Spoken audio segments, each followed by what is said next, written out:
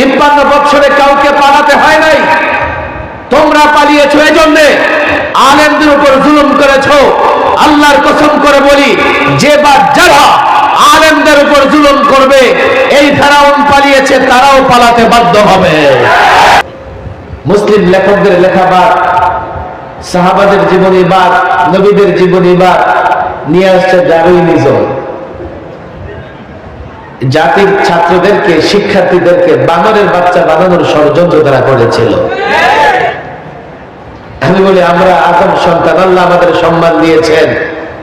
তোমাদের যাদের জন্ম নালা নর্দমায় পার্কে, তোমরা তালাশ করে দেখো তোমাদের জন্মের পেছনে বানরের অবদান আছে কিনা। এগুলো আমাদের অপরাধ ছিল। জাতি থেকে আমাদের বিচ্ছিন্ন করে হাই সিকিউরিটি জেলে, ফাঁসির সেলে 24 ঘন্টা আবদ্ধ করে রাখত। মনে করেছে তারাই জাতিকে উত্তেজিত করতেছে, তাদেরকে জাতি থেকে বিচ্ছিন্ন করে দাও, আমরা শত বৎসর ক্ষমতায় থাকব। জাতি থেকে আলেমকে বিচ্ছিন্ন করা গেছে, কিন্তু আল্লাহ থেকে কোনো আলেমকে বিচ্ছিন্ন করা যায় নাই।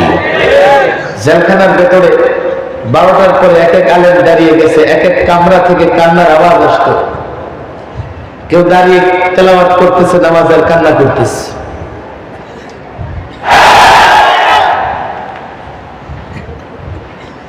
কথা একেবারে পরিষ্কার, আলেমরা কি বলে বুঝবার চেষ্টা করো।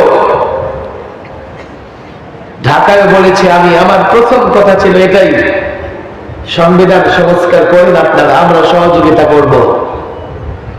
কিন্তু আল্লাহর উপর আস্থা বিশ্বাস যা এই সংবিধানে দীর্ঘদিন ছিল, সেটা ফিরিয়ে আনতে হবে। আগে সংবিধানে ছিল বিসমিল্লাহির রহমানির রহিম। এই পলাতক ফেসিবাদীরা বিসমিল্লাহ বাদ দিয়ে বাংলা অনুবাদ করেছে।